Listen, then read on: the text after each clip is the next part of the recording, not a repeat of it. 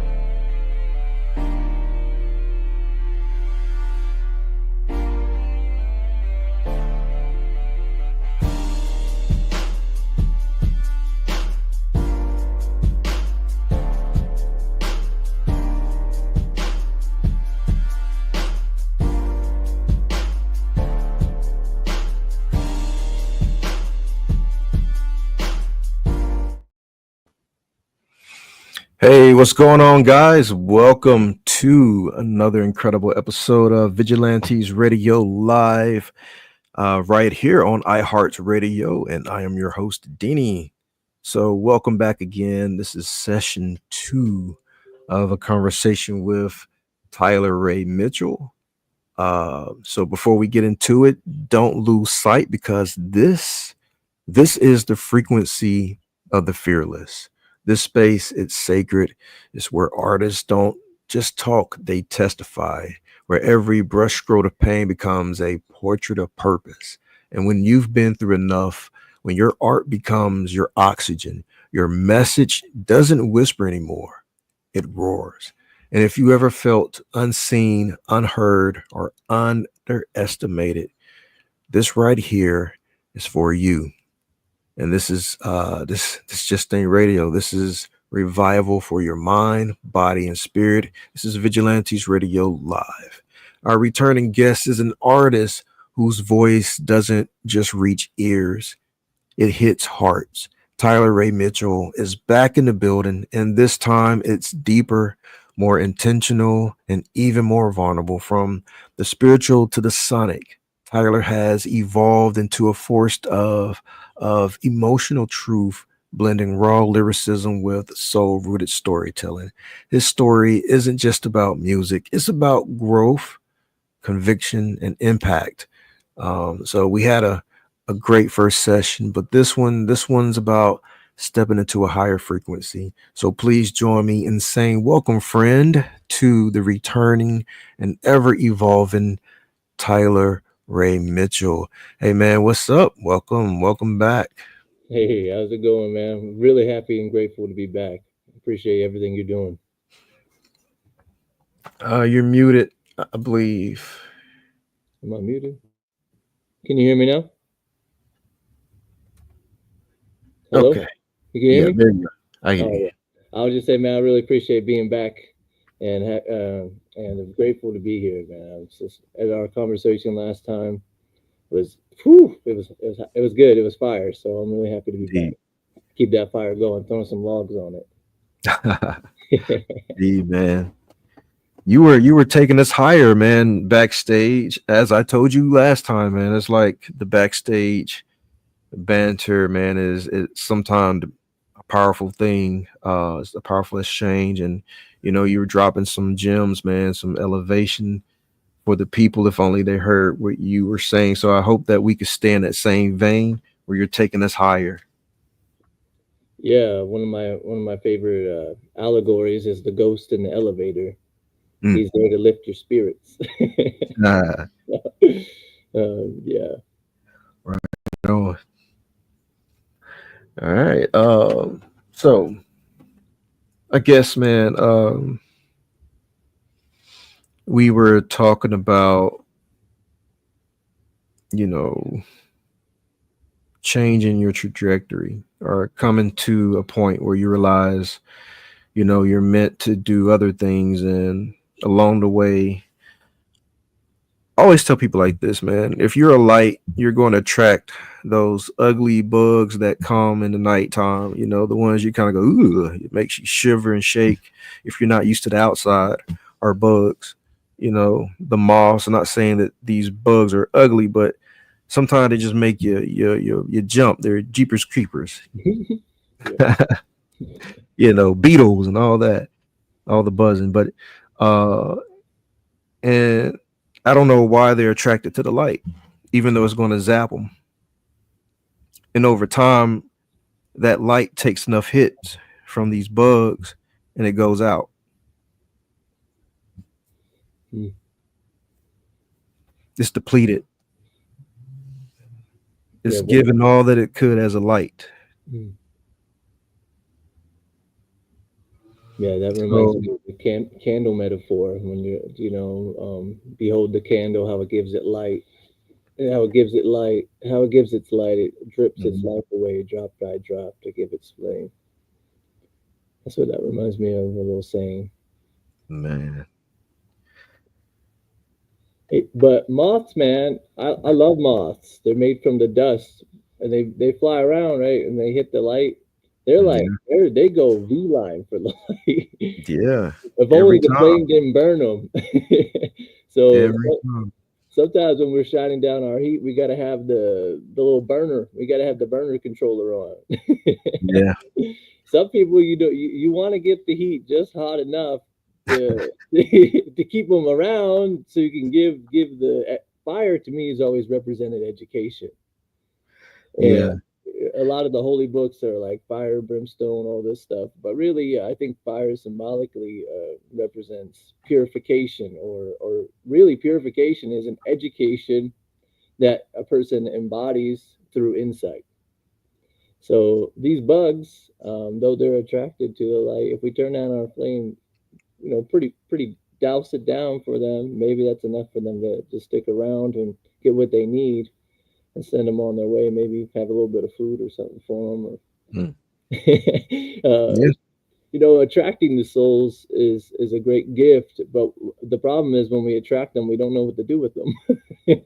mm, And this is where we get like a kind of a guru syndrome. This is how like priesthood starts and all this stuff is people feel like because they have some type of knowledge, they're superior to others. hmm, And this isn't the sage on the stage kind of concept. Actually, I found that the most effective way of educating people was meeting them where they're at. So, you know, it's the co-learning model is what I call it when as a tutor. There might be things that my students and I both don't know, but I say, hey, let's explore this together. There's a certain type of magic when two people come together that didn't know an answer, and now all of a sudden they know it through a conversation. I don't really understand how that happens, hmm, but it's a mystery for me, at least in my journey. That somehow I don't know it. That other person doesn't know. We talked and we figured it out. So light attracts them, but it's the heat from the bulb that will kill them. The light brings them in. So there's yeah, other ways of meeting them where they're at, and that means sometimes dimming the flame. That means sometimes turning it on a little bit hotter because they need that. And what I've noticed in the world today is that people's hearts are frozen. And so they have a high resilience to heat because of the layers of ice that are on their heart. hmm. And it's not until they inhale the steam of this melting, this vapor, that they notice that their heart was frozen in the first place. um, I love that. Just you turn the light on. and I always, my friend who's a really great mentor of mine, I lived with her for many years. She's a Reiki master, and Mhm. with the work that she does, speaking of the bugs, and what I used to do is I don't do it as much now, but she would get worn out. She was a drug and alcohol counselor, and she was a Reiki practitioner. So she spent her life a big portion of her life serving others and still doing that. And she asked me one day, she goes, what am I gonna do? I'm just so depleted. I'm so tired all the time. Like people are draining me. I said, it's at some point you have to be at a point where you realize that you need help. That you draw on a force that's greater than ourselves. Because us doing it, we're gonna get burnt out. And I told Mm, her, once you get tuned into that light, and once you get tuned in, and there's capacities for each human being, but once you get tuned in, like I was saying on the radio show, actually, that altruism is a muscle. Once you get attuned to that light, now all of a sudden you can the more social endurance you can have in your everyday life. And so the line I always tell her is, soul shine come what may. Because if you're shining your light like all the greats before us and all the greats that will come after us, um, you're not there's nothing you're not you're in the right spot. mm. Actually, by example, if we're not being persecuted for this, we actually might be doing something wrong. Yeah. Man, you Tyler, you also mentioned how you were able to stop people from depleting your light. Um, I want to ask, how did you turn it around to where you were not in a state of depletion, but benefiting your life force? Hmm. Yeah, I think the greatest gift that we have is the human intellect for this, and the Mm, intellect is its own light. And so when we have, they talk about this gift in some of the holy books, but really it's science is catching up to this level of discernment. And discernment has been what I've been using for the past 5 years to determine, first of all, if I can support this person. Do I have the means to support this person? And do I have the ability to meet them where they're at? And um, how can I best help this person without doing it for them? And a great educate means to draw out, not to put in.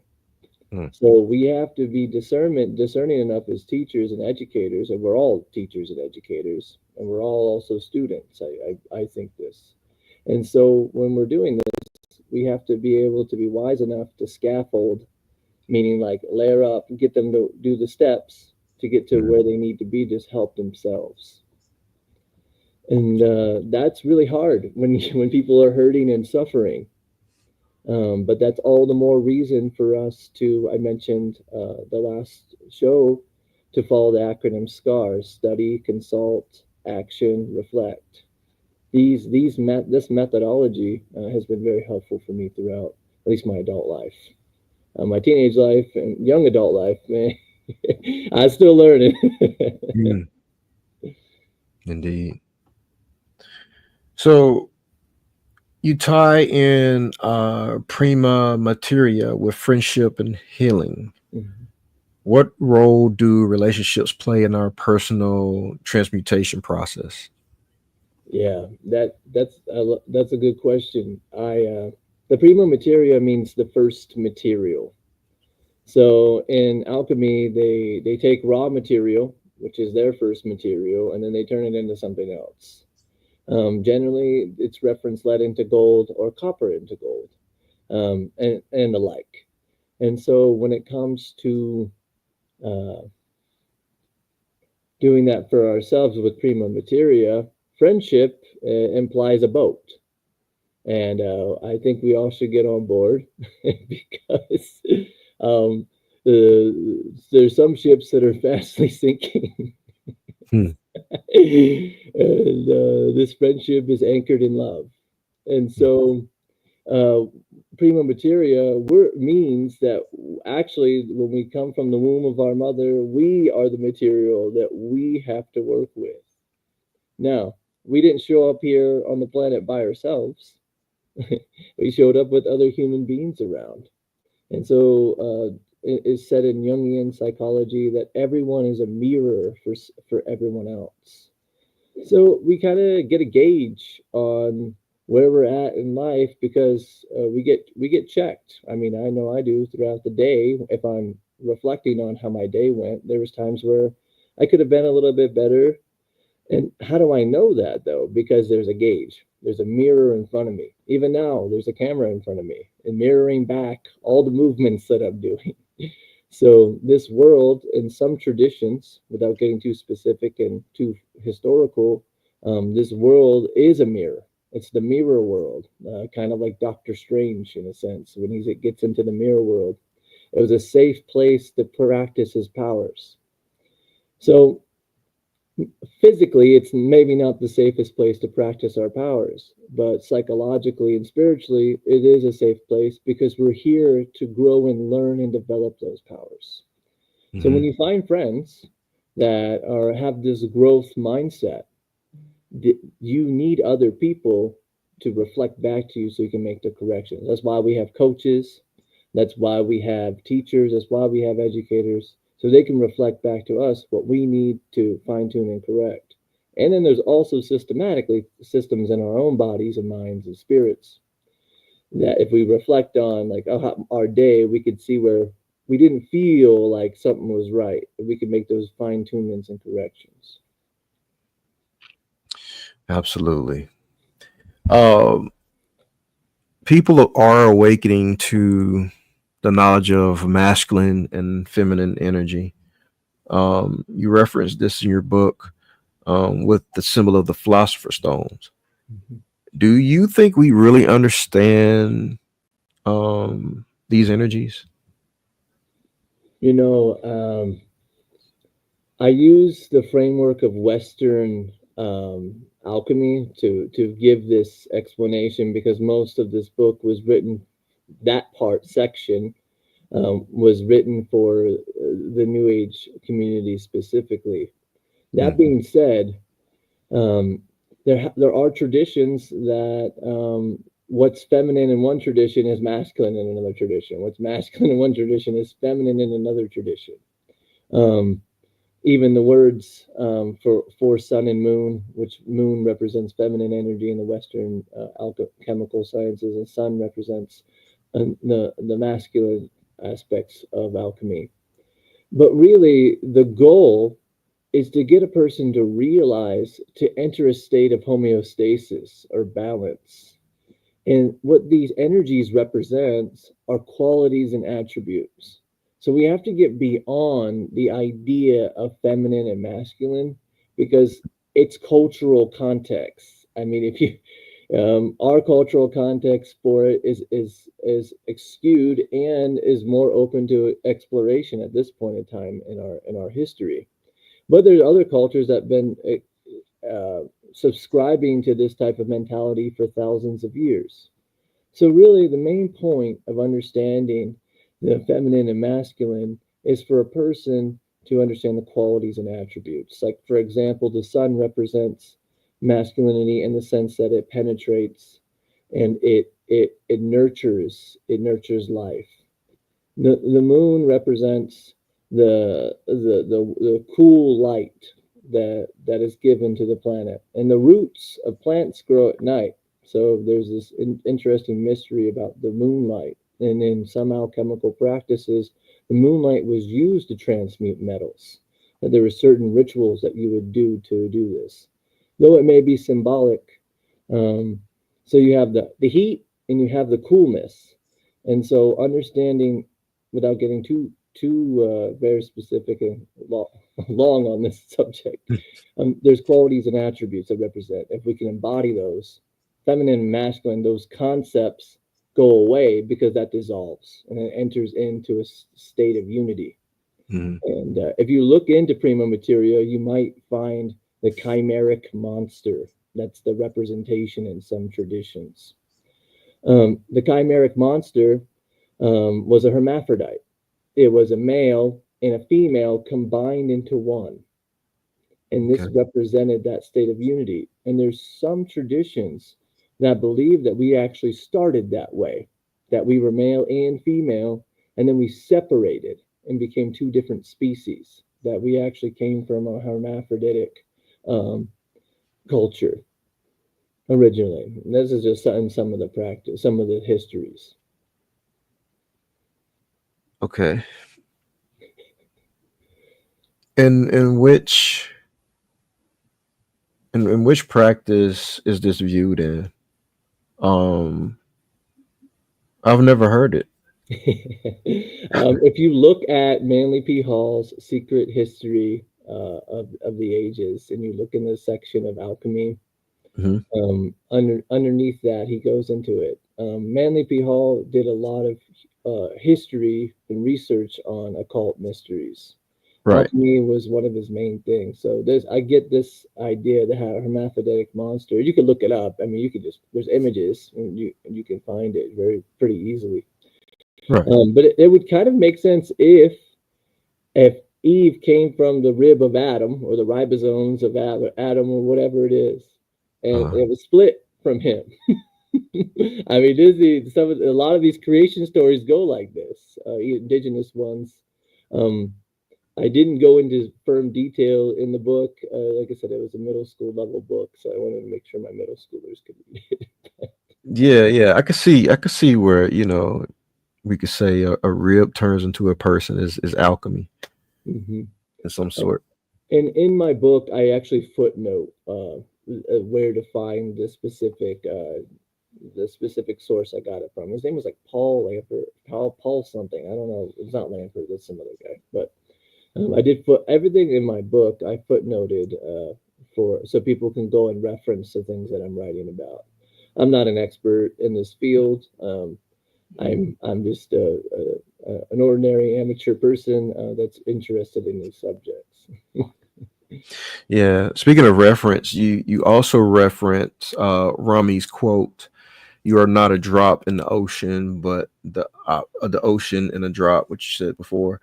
Um, how does this truth affect the way that we view responsibility, pain, and healing? Yeah. Um, the fact that we're an ocean in one drop, I think that if we realize that humanity is this one big, vast ocean, or some people would call it the mind, that we're all connected through, well, we primordially, we're all connected through water. At least Hmm. that's what science is telling us, that life came from water. And so it evolved from water. So if that's the case, we all come from the same source, this ocean. And so because of this ocean being where we all come from, it connects us. We need water to live. All of us do. So the fact that we need water to live means that we should find the means to take care of the people who don't have water because we know it's something to live. So we should realize that, or I recommend that we realize that because of this, we are our brothers and sisters keepers, and we're here. We're supposed to look out for each other because about one part of the human system is hurting, it's all hurting. And now, especially because the world's getting smaller, people are becoming more empathetic because now they can really see what's going on all over the world. And so that recognizing this teaching creates altruism because now I'm like, I got to do something about this. Someone's hurting. Like their needs aren't being met. Their basic needs aren't being met. This is a problem with humanity, and I think this Rumi quote really explains that. Now, how it has to deal with pain is, like I said, if one part of the body's hurting, we got to help it out and use our knowledge to support those people. And this is a purpose. What do you say to the hopeless and those in despair? You know, I think that hopelessness and despair is a mechanism, meaning that you're in the book that I wrote about alchemy. It's the negrito. It's the darkened state. This darkened state is created as a mechanism for you to draw or call on a power that's greater, but also exists in yourself. When you do this, um, you will begin to realize that you can make a difference. That there's a power in the ordinary person. That every single person has an inherent power to be in a capacity to be able to make this world a better place. But it starts with you. If you're spending all your time watching the news and spending all your time worrying about what everyone else is going through, and you're not trying to bring yourself up to a state of homeostasis so that our ecosystem can be balanced, just know it's possible to come out from that, and it's just a mechanism. One of my favorite lines, when calamity befalleth you, be exceedingly glad, because these are the mercies of the great mystery. So we have to develop a sunny disposition, and it's you're having this experience possibly because you haven't spent enough time, like Michael Jackson says, to be the man in the mirror and look at the things that you need to look at for you. So there's hope. I mean, there's power in the ordinary person, and I see it every day. And there's miracles every day. You got to focus on the positive and feed that, because that there's another part of that's inside of us. Like I tell my students, for positive psychology tells us that for every negative thing that we believe that's told to us, we need seven positive things to negate that. So what there's a lot of ways to get that positivity. And sometimes you got to create it yourself if you don't see it around you.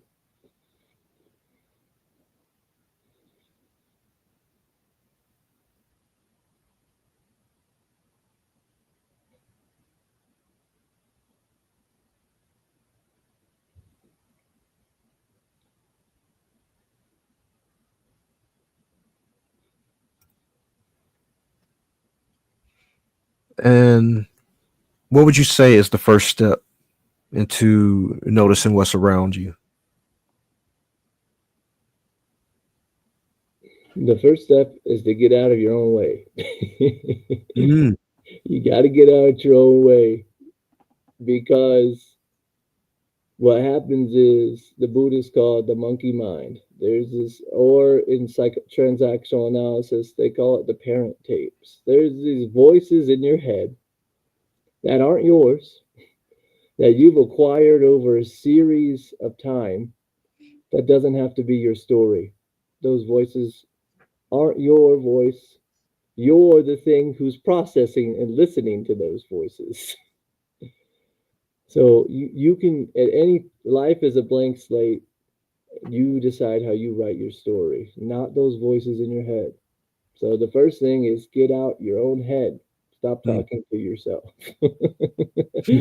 Stop talking to yourself in a sense of that, allowing those voices to be dominant over you.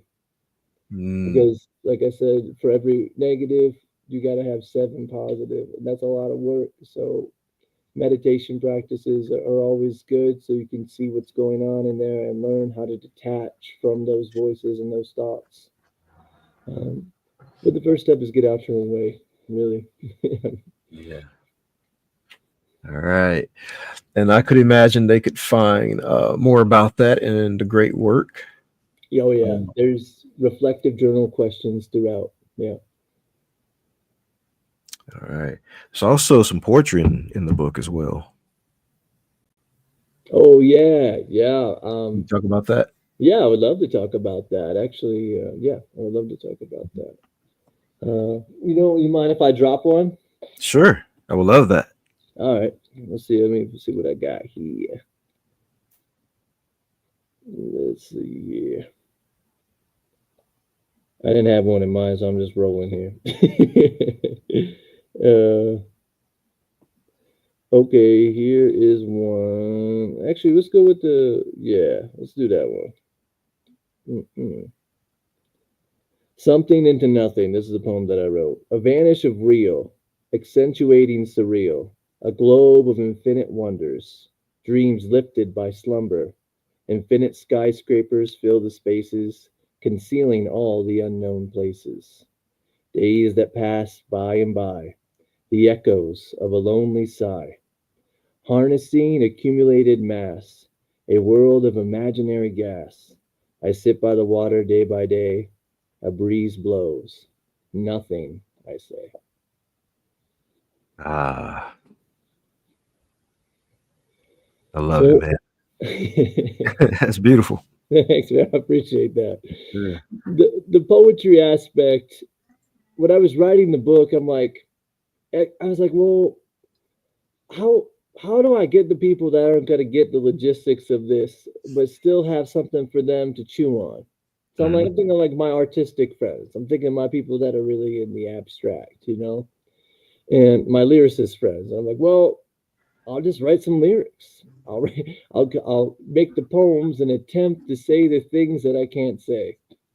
And so that's most of the book. Actually, I preface the book as like this is me attempting to teach and share the things that I don't think can be shared. But this is my attempt of doing that. So the poetry was, if you just read the poems, Mhm. not for each chapter, that's enough to give you the spirit of what the chapter embodies. I love it. All right. Where can I connect with you on the internet, Tyler, and pick up a copy of the great work? Yeah, so I'm on Amazon. You can look up Tyler Ray Mitchell, The Great Work. I'm on Facebook, Tyler Ray Mitchell. Wearing a little purple hat. And then I got my book trailer too on YouTube. You can find it just looking up the great work, Tyler Ray Mitchell. You can check out a little bit more about some hype about the book. And yeah, reach out to me via Facebook or through my author page on Amazon. All right, all right. And those links will be in the description of this episode and in the show notes. So all you guys have to do is just click those links. The great work, Awakening the Light Within with Tyler Ray Mitchell. What a profound and soul stirring conversation. Tyler Ray Mitchell reminded us that the seed is sacred. In our last conversation, service is spiritual and symbols are more than metaphors, they are mirrors as we are to each other. From inner alchemy to ancestral remembrance, Tyler's The Great Work is a call to awaken our divine inheritance, not through dogma, but through direct experience, insight, and love. Tyler, man, before we let you go, is there anything you want to leave the listeners with? Yeah, the work that we do on ourselves is our gift to others.